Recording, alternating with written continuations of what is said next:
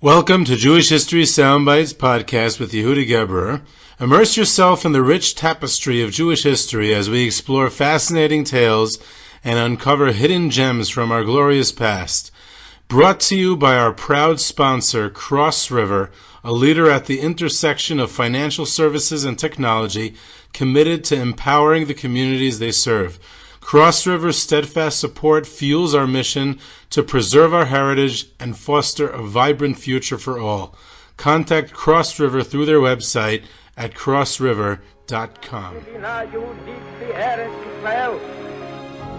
A date which will live in infamy.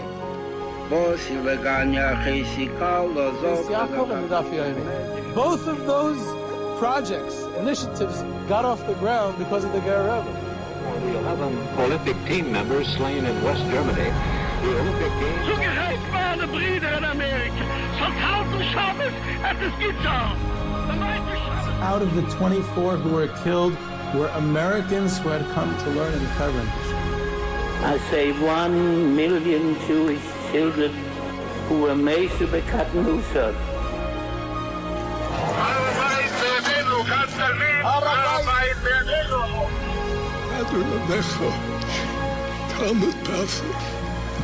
Whoever heard such beautiful words? It is never too little, it is never too late, and it is never enough. Jewish History Soundbites, bringing alive the world of our glorious past. Here is our host, live from Jerusalem, Jewish historian and tour guide. We're with Jewish History Soundbites, and it's been a while, been busy, Purim and things like that, but this episode is going to be good and interesting, engaging, and providing a new way of thinking about an old story. So I believe that everyone will agree that it was worth the wait. And this, what we're going to talk about, is still focusing on different angles of Jewish life and Jewish history in the Russian Empire of the 19th century under the Tsars. And this time I'm going to focus on the Lithuanian world of the Lamdan, of the rabbinical elite, the Yeshiva elite in Lithuanian society and in the Russian Empire. Obviously, it's not Lithuania as a political entity; it's as a geographical one. Uriel Gelman has an excellent essay in that book that I keep on referring to, but there's many other sources, obviously, on it as well. Now, if this would simply be a profile or profiles of specific yeshivos or personalities associated with the Litvisha Lamdan scholarly elite, or more generally the yeshiva movement as it developed in the 19th century, then it would be more of an internal story and doesn't belong in the context of the story of the Jews in the Russian Empire. What does that have to do with the Russian Empire? I mean, it happened to be that it was in Russia, but it's a separate story. And I've covered that story quite extensively in a variety of episodes on this podcast over the years. So it would seem to be, why are you returning to this topic? What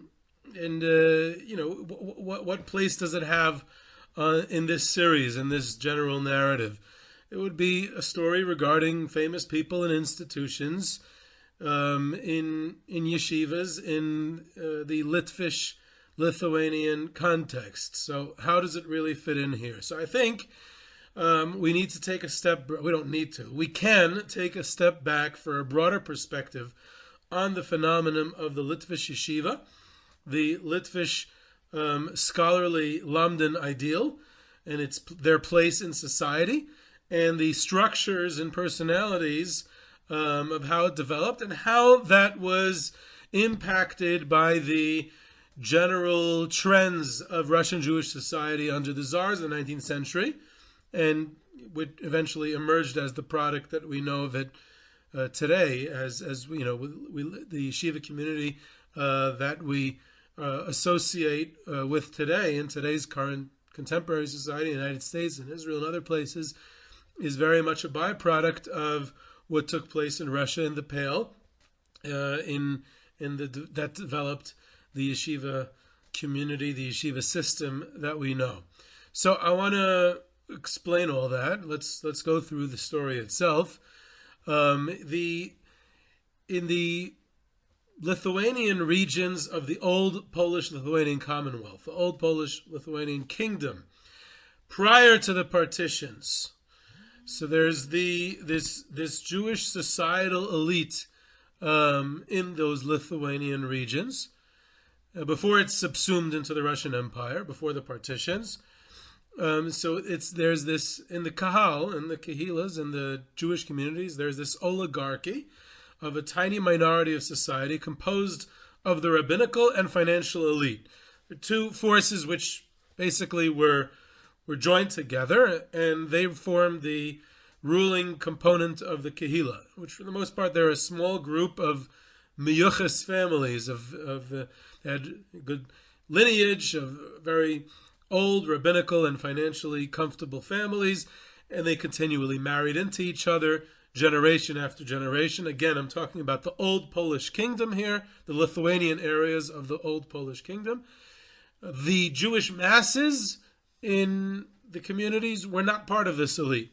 So this structure was on the cusp of change, and the main changes of the upcoming 19th century, aside from the fact that it would now be Russia and not the old Polish kingdom anymore after the partitions, but those changes would fundamentally change the power structure of these elites. And that would be through the weakening and then eventually the annulment of the Kahal. First, the weakening of the Kahal. Even earlier, the larger autonomous bodies governing Jewish internal affairs, the Vad Arba Ratzis, Vad Medinas Lita, was annulled in the 1760s, 1764. The Kahal was annulled. That's already when it's the Polish kingdom. The Kahal itself is annulled by the Czarist government in 1844. I think I've mentioned that before.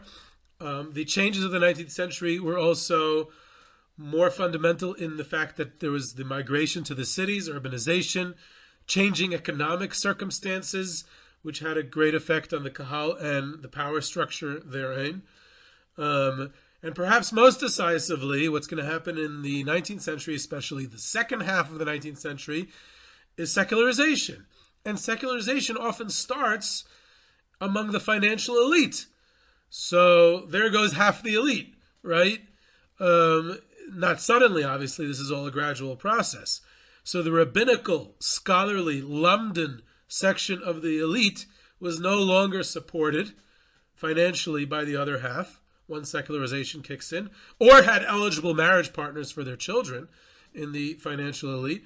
So this leads to a breaking down, all these factors lead to a breaking down of the historic elite of the community over the course of the 19th century in Russia.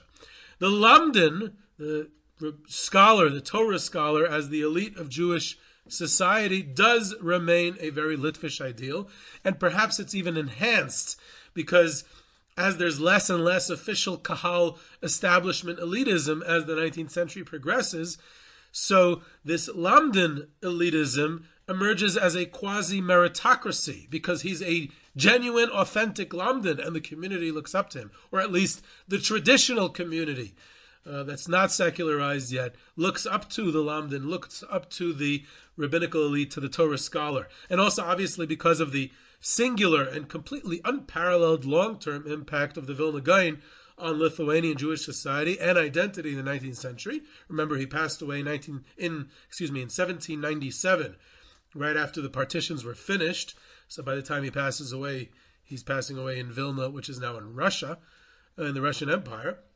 So the Vilna Gaon has this incredible impact as one person, as one personality on Lithuanian society, and as who's looked at as the elite, the Torah scholar, the Lamdan.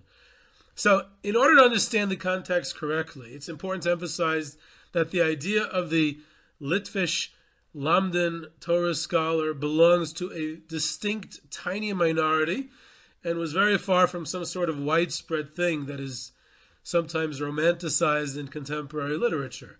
So almost all members of the Lithuanian Jewish society did not attend yeshiva, almost none. Some were illiterate entirely. Men, right? For sure, women, for the most part, were. But what is an established fact is how this elite, even though it was tiny and it did not belong to the masses, but it was a status, and it was recognized as such a status across wide swaths of Lithuanian society, and earned an everlasting reputation as some sort of ideal in that society.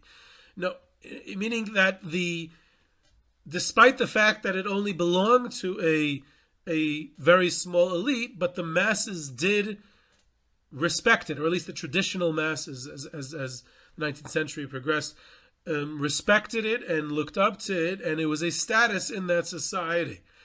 By way of showing how it remains with us until today, at least in Israel. I don't know if it's like this in other countries, but in Israel, where I live, it is. Today, if someone is referred to as a Lithuanian, Litai, it does not mean someone from the geographic place called Lithuania. It rather means someone who's, regardless of his country of origin, it's someone who identifies with the current Lithuanian ideal of Torah scholarship and the institutional symbol of that community, namely the yeshiva. So, if you identify with the ideal of Torah scholarship and you identify with the yeshiva community, then poof, you're a Litvak, you're Lithuanian. So it has nothing to do with which country you came from. It's become a synonymous with an ideological belonging and the Torah scholarly elitism.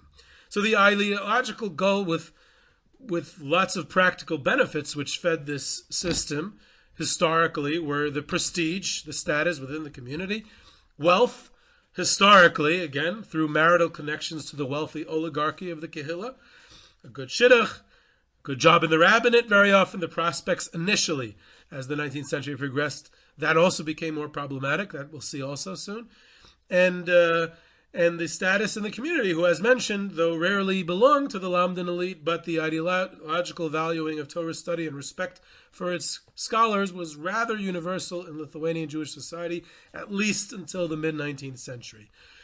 A major development, as I mentioned, in the history of the ethos, ideology, imagery, visualization, or legacy of the Torah scholarship aristocracy in Lithuania was the personality and life story of the Vilna Gaon. The Gra, Rabbi Leo Kramer, the Vilna Gaon, debatable if his name was actually Kramer or not, but Rabbi Leo, the Gaon of Vilna. I spoke about this at length on a podcast a few years ago devoted to the legacy and historical impact of the Vilna Gaon, but I want to briefly analyze it in a slightly broader context because I'm trying to get to a much broader point here. As an individual, as one person, the Vilna Gaon was seen as someone who, number one, had lived a life of complete and total devotion to the study of Torah. Number two, had a complete and total knowledge of all of Torah in the most broad definition conceivable of that term. Number three, he was considered by his students as Hagoin HaChassid. He was considered a mystic, a Kabbalist, and as someone who sacrificed all of his physical needs to lead an aesthetic lifestyle, barely sleeping, barely eating, in order to maximize his complete devotion to Torah study. Number four, he never held any official position in any establishment institution in the community at all.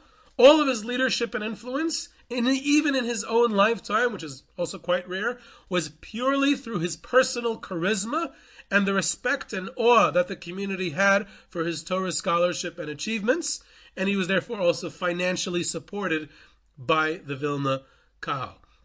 Number five, his opposition to the nascent Hasidic movement. He was the one who spearheaded and initiated its excommunication, the extreme opposition.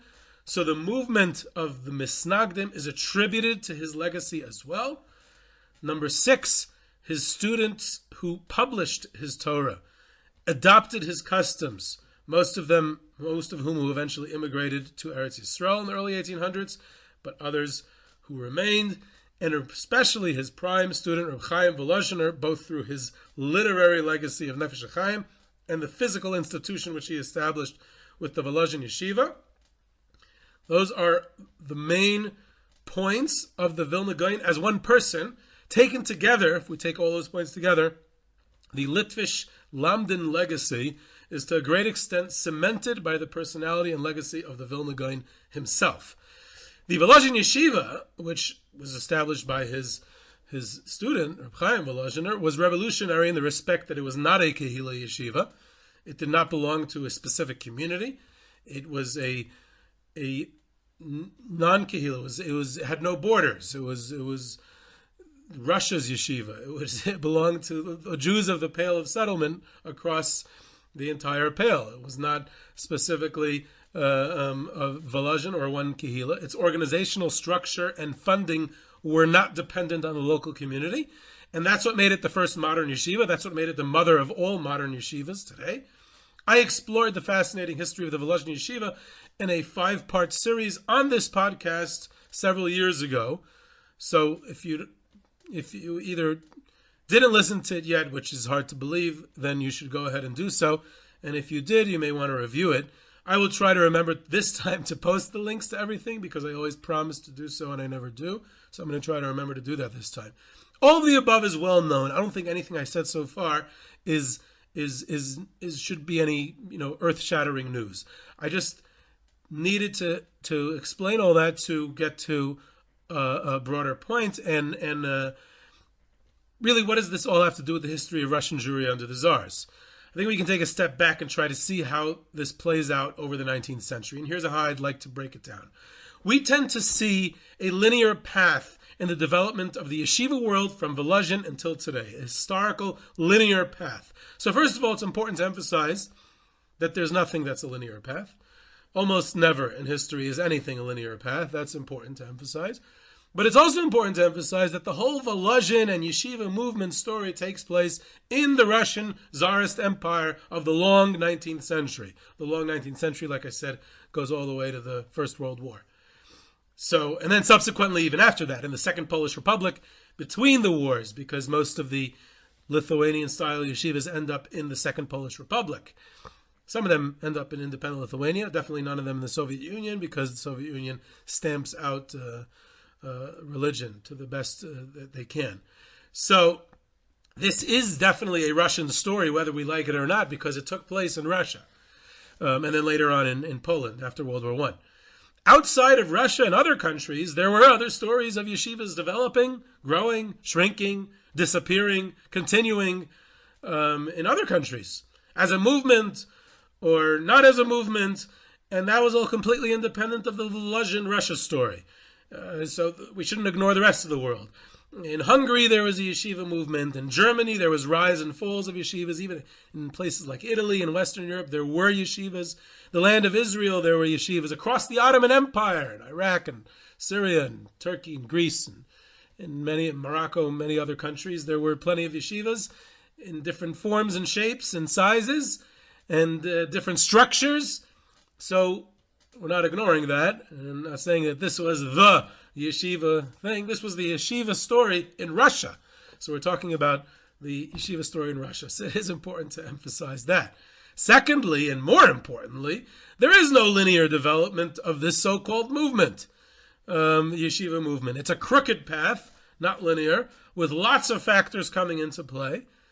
And it only becomes somewhat of a movement at the turn of the 19th and 20th centuries. In other words, I would say by the early 1900s, maybe you can call it a movement by then. Maybe.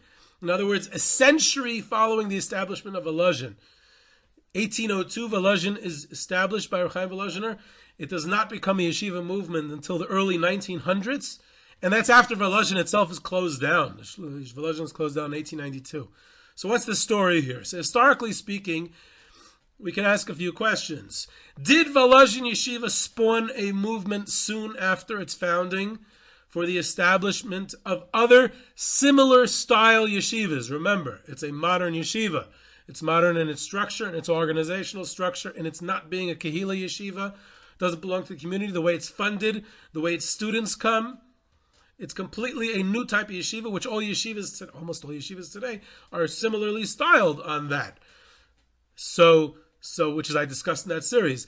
Did the Volozhin Yeshiva spawn a movement soon after its founding for the establishment of other similar style yeshivas? Remember, a Volozhin style yeshiva would be characterized as a non-Kehila yeshiva. If we phrase the question differently, did alumni of Volozhin, this is a historical question, This is not an ideological one. Did alumni of Volozhin become rabbis and teachers of Torah in a variety of communities and institutions over 19th century across Russia? So I asked the question differently this time. Again, did alumni of Volozhin become rabbis and teachers of Torah in a variety of communities and institutions over the 19th century across Russia? The answer is unequivocally a resounding yes. So the second way I asked the question is yes, and therefore Volozhin had a huge influence and impact right away. So we have to phrase the question correctly. Did the vision of Reb Chaim Volozhiner, as expressed through the establishment of Volozhin Yeshiva, help generate a Torah movement, a movement that enlarged the engagement of Torah study? Yes, it did. If we would say it the old way, did it generate a yeshiva movement modeled on the unique institution of his own Volozhin Yeshiva, which was a trailblazing institution? No, or not quite, at least not right away. It did not generate a yeshiva movement. So you have to know which question to ask. And there are two angles that this can be approached. Number one, what did and did not happen following the founding of Yeshiva, of the Volozhin Yeshiva in 1802 until the 1870s regarding the type of yeshivas which were and were not founded? And number two, what happened from the 1870s and on in the realm of the establishment of yeshivas in the Lithuanian areas of Russia on the model of Volozhin Yeshiva, and why did it happen at that particular moment in history? So in order to answer those questions, we have to mention a myth and bust the myth and explain why it's not true. There's a myth that following the establishment of the Volozhin Yeshiva by Reb Chaim Volozhiner in 1802, many others copied his example, and other similar yeshivas were established across the Pale of Settlement. And this is known as the yeshiva movement. The truth of the matter is, aside from the Mir Yeshiva, which was founded in either 1815, 1817, it seems a bit of a dispute, but aside from the Mir, to the best of my knowledge, no other Volozhin Yeshiva style, Volozhin style non-Kehila yeshivas were founded until the mid-1870s, which is a period of about 60 years. 70, mid-1870s, from 1802 to 1870s. So like 75 years that I know of, besides for the Mir. So you have a period for about over 70 years from the founding of Volozhin. Besides for the Mir, no other Volozhin-style non-Kehila yeshivas were founded in Russia that I know of. And even in the 1870s, it took quite some time until it could possibly be considered a movement. So the Telz Yeshiva was founded, Radin, a couple of others, but until it could be considered a movement, probably not till the 1900s. So it takes a full century for this movement to kind of take off, which begs the question, why? Why does it take so long? So we have to understand a little bit more of the history of Torah study in Russia under the Tsars. There are quite a few yeshivas across the Pale, many of them established even by alumni of Volozhin and inspired by Reb Chaim Volozhiner. But for the most part, these were non-Volozhin style yeshivas. They were at most a Kehila yeshiva for locals, and usually not even that, usually an old style Beis Medrash type of study. What was the Beis Medrash model? Beis Medrash model was very simply locals of all ages, post-Cheder, after 12, 13-year-olds and up, local students, teenagers, sometimes married young men who were living by their father-in-laws and supported by them. They would study independently, in other words, each one on their own. No one would study together. They would study different subjects, a variety of subjects, in a local Beis Medrash in the town, pretty much on their own. Everyone just was studying. The community or individual families provided them with nominal support. The local rabbi would make himself available for them to discuss things and learning on their subjective subject matter, perhaps occasionally deliver a shiur on whatever he chose, not connected at all to whatever the local students and young scholars were each studying, because each of them were studying different random things. And then there was the Kehila yeshiva model, which I mentioned, which was a bit more structured, but not overly so, and in many ways was quite similar to the Beis Medrash model. The community generally funded the Kehila yeshiva. the Kehila Yeshiva was generally hosted in a local shul. The rabbi of the community, under his rabbinical contract, was generally obligated to have an active relationship with the local yeshiva, and the kahal, the community, generally capped the number of students they would support in that yeshiva, in that same contract with the rabbi. Sometimes, if the rabbi was a bit more charismatic communal rabbi, then the yeshiva, under the community's infrastructure, would attract more students, maybe even from out of town. But both of these models, the local Kehila Yeshiva and the Beis Medrash model, were fundamentally different from the modern yeshiva model of Volozhin, in structure, in curriculum, in organization, in style of learning, in staff, in everything, and most importantly in funding. That was the biggest difference. So yes, there were students of Volozhin who became rabbis in various towns across the Pale, alumni of Volozhin. In many of these towns, such as Slutsk, in Minsk, there was a few yeshivas, Blumka's Klois, a few others.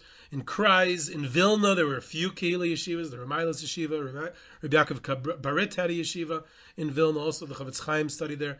In Aishishok, they had like this kibbutz, Beis Medrash yeshiva, and many other towns. Yeshivas were established, which were the old model, pre-Volozhin style, Kehila yeshivas, or batei medrash, as described.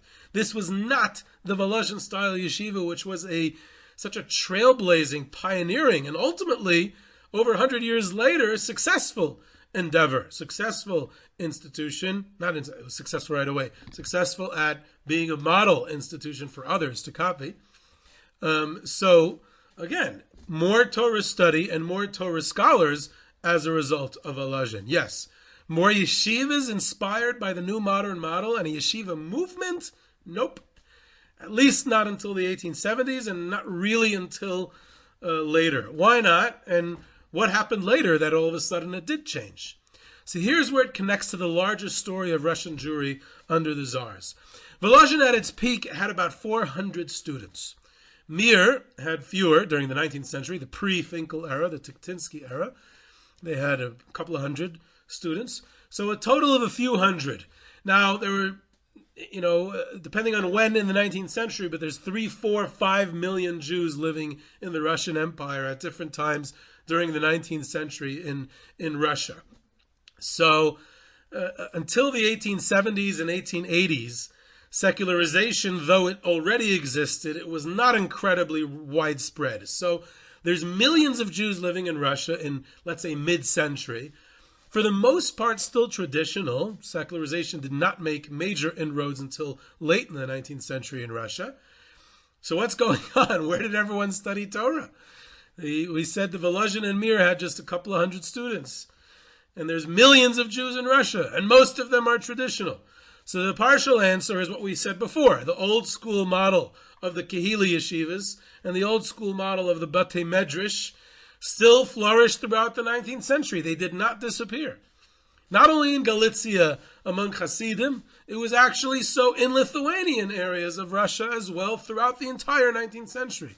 In fact, yeshivas emerged more as a widespread in a movement among the Lithuanian Jewish population at just about the same time that Hasidim were turning towards yeshiva education as well. We'll talk about that soon. And we'll also see that it was for remarkably similar reasons. So it's interesting. We tend to think that the yeshiva movement started in the Lithuanian communities much earlier than Hasidim. As a movement, not really. It was almost the same time and for very similar reasons. We'll see that soon. Maybe I'll elaborate on that soon if we have time. But much more common than this partial answer of the students studying in batei medrash and local Kehila yeshivas, and much more common was the fact that it was simply not financially feasible for long-term Torah study for the youth of Russia to take place altogether. Nearly all Jewish youth in the Pale ended their formal Torah education at around bar mitzvah age or sooner when they were in cheder. Only 3 small categories of youth continued their Torah studies after 12, 13 years old. Number 1, children of the financial elite. Number 2, children of rabbis. And number 3, the occasional gifted ilui, the type of child one encounters in storybooks, where a child is just destined for greatness and either found a patron individual or a patron community, or somehow persevered in destitute poverty, continuing his studies with great dedication. You have occasionally stories like that. Everyone else went to work. Everyone else, life in the Pale under the Tsars was just too hard and did not allow most of the youth the financial luxury of long-term Torah study. So it simply did not exist for the most part. They already were trying, becoming shoemakers and water carriers and craftsmen and peddlers and whatever else the economic reality of life in the Pale was. So therefore, that's where everyone was. That's what happened until the 1870s. Why did Volozhin style yeshivas start to flourish from the mid-1870s through the early 1900s? What happened all of a sudden in the 1870s? Now there's this flourishing. Radin, Telz, Slabatka, another Slabatka. There are 2 yeshivas in Slabatka. The Kovna Koil. Kelm also was around, but that's really a different story. It was much smaller. It was a Musser place. It's a different story. Navardik, Malch, Slutsk, Lida, Panovij, a few others. Like I said, Mir already existed before. What happens all of a sudden? Why in the 1870s, 1880s, 1890s, there's all of a sudden 10 new yeshivas that open up, modeled on the Volozhin model of the modern yeshiva? So there are several factors in the broader context of Russian Jewry, and a confluence of these factors leads to the rise of the Volozhin-style Lithuanian yeshivas. None of them had to do with Volozhin per se. One could actually say that the Volozhin model just happened to be at the right place at the right time of history, and it conveniently served as a solution to a number of issues facing Russian Jewry, and the Volozhin yeshiva model facilitated a good response of the traditional community to challenges that they were facing. And Volozhin happened to be around, and the people were like, wow, this is a great idea. If we model a yeshiva like this could help our situation. It was almost like good luck or hashgacha pratis, or it just was there. It was not that it was planned to become a movement at the outset. And that's why in the 1870s there's this flourishing, and that's why by the 1900s one could say that it's actually a movement that took off. So what are those factors that facilitated this growth? The main one is confronting the challenges of modernity. This isn't one thing, but obviously a combination of many processes of the 19th century. The Haskalah Mita'am, the Tsarist government during the reigns of Nicholas I and Alexander II. We discussed this in previous episodes, that the Russian government tries to enforce all kinds of changes in the rabbinical structure, in education, in the integration of Jews in the Pale into Russian society. Number 2, the annulment of the Kahal by the Tsarist government in 1844.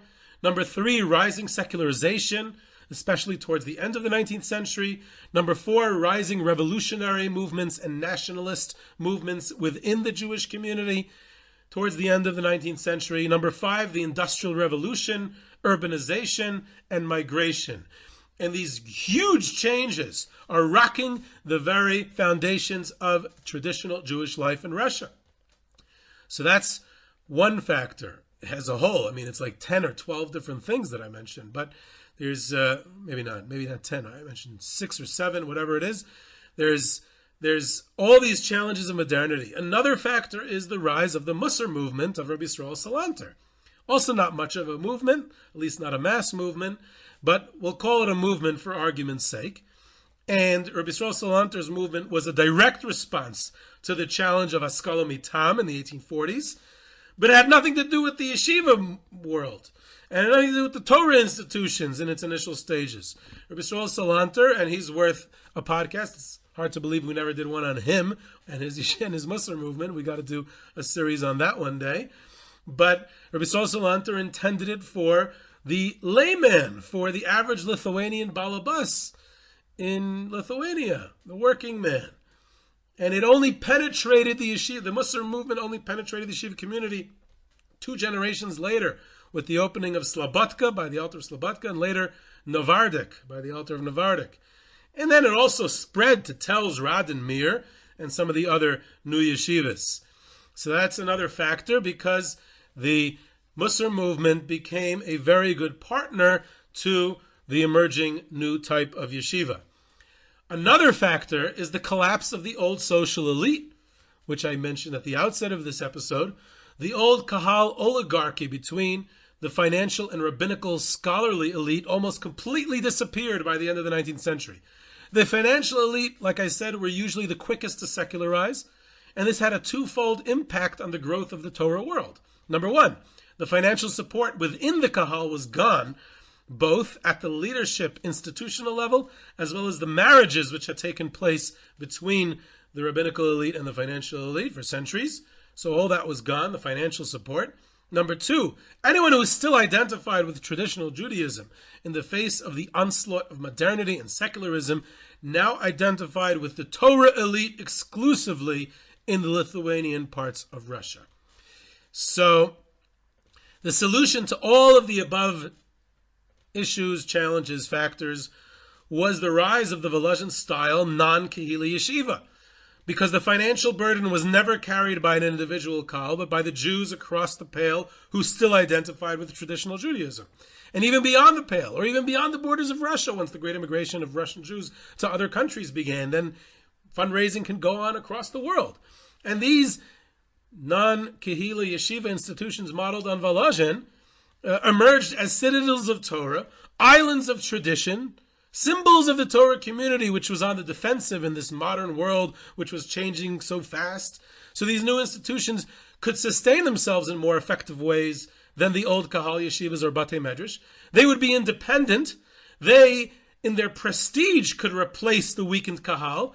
They, especially with the incorporation of the ideology and methods of the Muslim movement towards the end of the century, can serve as bulwarks for the traditional and rabbinical elite and produce Torah leaders for an embattled traditional community amid a tidal wave of secularization. And in summary, it was really outside factors which leads to the rise of the Volozhin-style non-Kehila yeshiva in Russia, and these factors were distinctly Czarist Russian 19th century issues. And the Volozhin model served as a feasible solution, or at least so was thought. It still was a far cry from some sort of mass movement, and it was only a handful of yeshivas with a couple of thousand students at most, even at the turn of the century, in a population of 5 million Jews in Russia. So it's still hard to really call it a yeshiva movement. So still, there's much secularization, much poverty, so early working, and yes, there are still Kehila yeshivas and batei medrash, even at this late stage, but at the same time, the Volozhin non-Kehila model of the yeshiva was spreading at the turn of the century and could eventually be referred to as a movement and as a standard model for new yeshivas. There's a couple of additional points that I want to make for this to wrap up the ends of this story. Number one, most rabbis across Russia, even Litvish ones, did not graduate from Volozhin or Mir in the 19th century, for pretty much the entire century. The average rabbi in the Pale of Settlement was a graduate of a Kehila yeshiva or Beis Medrash model, who had studied for a time under a prominent rabbinical authority in practical rabbinics in order to receive his rabbinical certification, which would assist his prospects in getting a job in the rabbinate. Only a few rabbis came from Volozhin. And as we said, until the mid-1870s, there was really not many other yeshivas of the new Volozhin model. Rabbi Chanan Spector is obviously one of the more well-known examples of this. Did not go to Volozhin, went to the old Beis Medrash model type of study, but there are many more. Another point, number two, is to mention that the most extreme manifestation of this new trend that I'm describing, that there's this challenges in the 1870s and 1880s that need new educational solutions, and the Volozhin yeshiva model seems like a great model to copy at this point, is the best example of it is not even Volozhin Slobodka tells.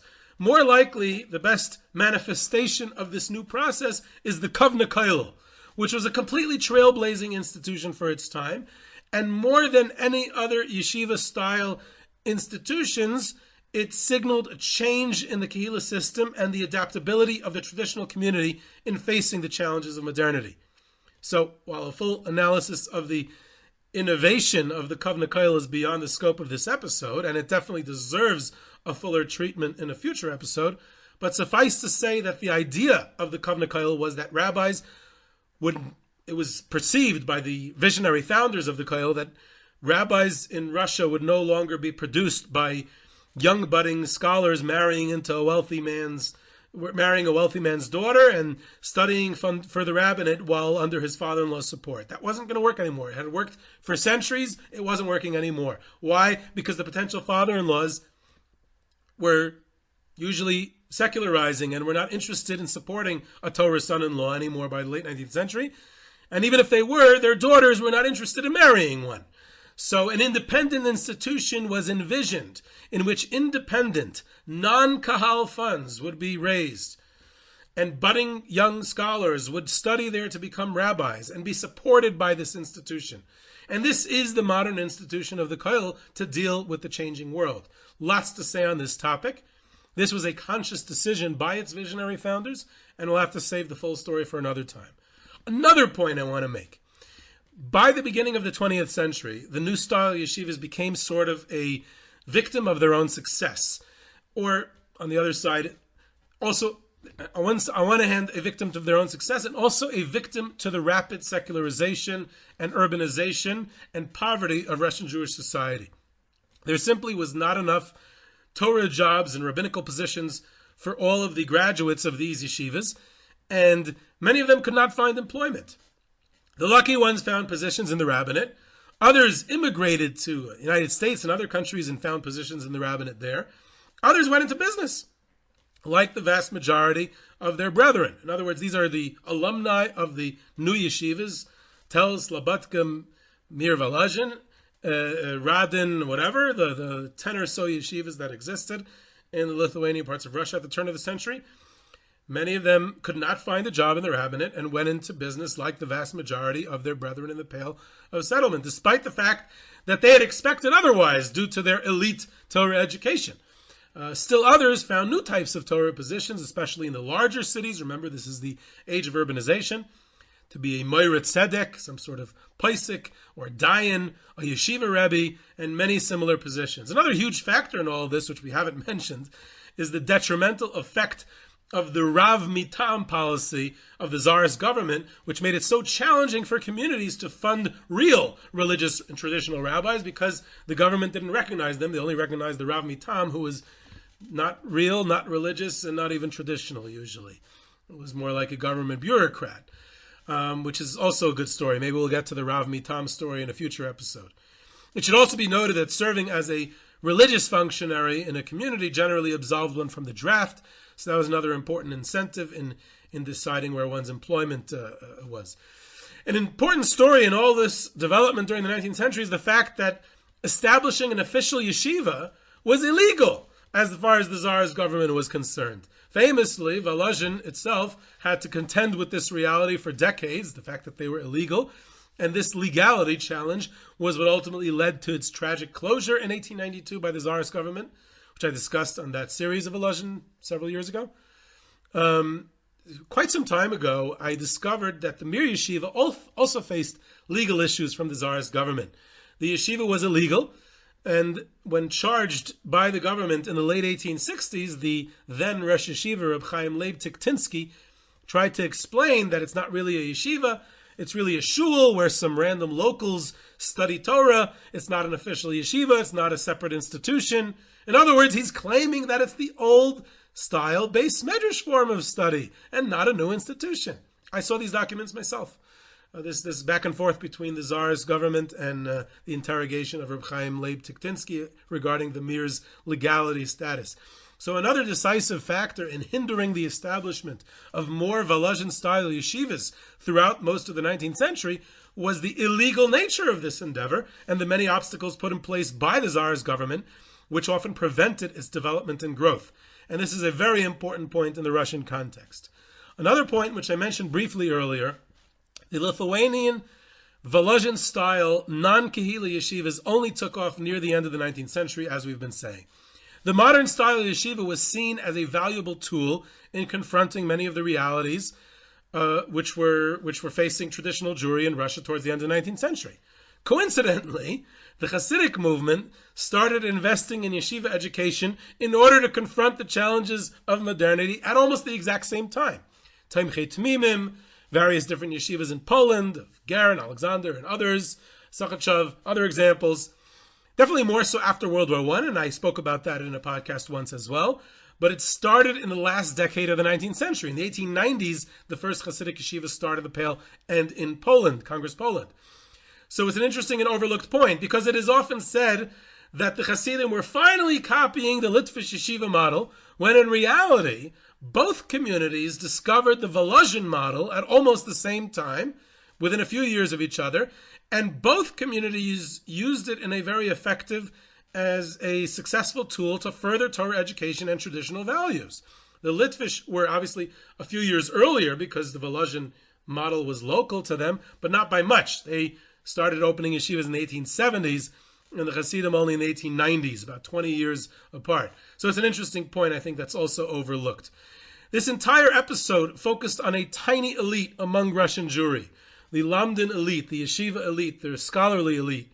But in a way, it reflects a certain ethos of Lithuanian Jewry in the Russian Empire, because the masses of traditional Jews still respected and looked up to this elite. And even though in practice it was a tiny fraction of the population who participated in this. In summary, ultimately in the grand scheme of things, the Volozhin story and it being the first modern yeshiva played a tiny and tiny role. I wouldn't say insignificant, but in Russian Jewry in the 19th century, as far as numbers, it was a very, very tiny role in its own time. But it has stood the test of time, and its influence would grow in the Second Polish Republic, with the spread of Lithuanian-style yeshivas in Poland, and even more so with the rebuilding of the Torah community in the aftermath of the Holocaust in the United States and Israel. In many ways, we always refer to it as rebuilding after the Holocaust. But in many ways, it was constructing the Volozhin model yeshiva on a grand and mass scale for the very first time, since Volozhin was established 150 years earlier. In the post-war era in the United States and Israel, the Volozhin model yeshiva for the very first time in history truly became a mass movement. That's ironic, to say the least, and it kind of goes against the narrative, but I believe it's true.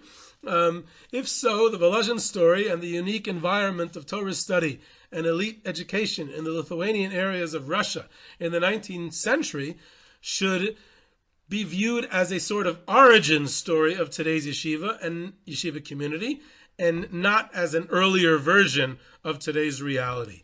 So this was Yehuda Geber with Jewish History Soundbites. You can reach me at Yehuda@yehudigeber.com for questions, comments, sources, tours, trips, sponsorships, and lectures. You can subscribe to Jewish History Soundbites on your favorite podcast platform, and I hope you enjoyed.